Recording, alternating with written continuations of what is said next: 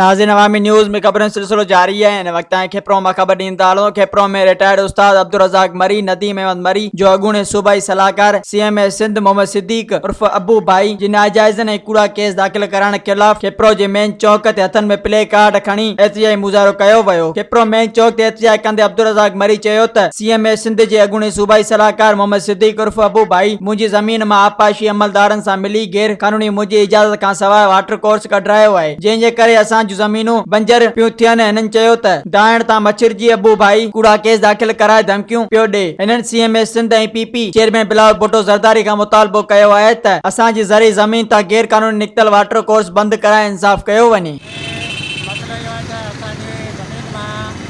नवाब सिद्दीक और अबू भाई गैर कानूनी तरह वाटर कढियो आहे।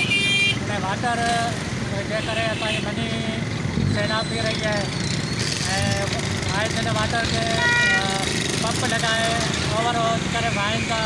असांजा फसलनि खे नुक़सानु थिए थो ऐं जीअं अॼु कुझु पुछूं था जो असांखे पुलिस जे हथां ऐं राजमंत्री जे हथां असांखे बदिराइनि पियो ऐं इहे धमकियूं ॾिए पियो।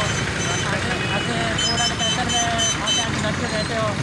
असीं आला शहरनि खां ख़ासि करे इमरान ख़ान साहिब खां आर्मी चीफ खां बिलावल भुट्टो साहिब खां या दरख़्वास्त था कयूं त असांजा इंसाफ़ कयो।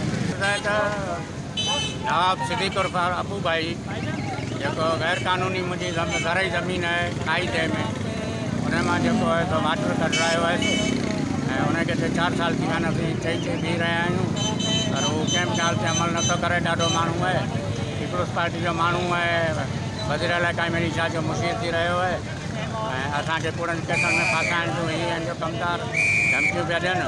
असीं चाहियूं था महिरबानी करे बिलाल साहिब या मुराद अली शाह साहिब असांखे महिरबानी करे वाटर बंदि कयो वञे, छो त असांजूं गलियूं जेके आहिनि सैलाब थी थियनि ऐं वाटर जे करे।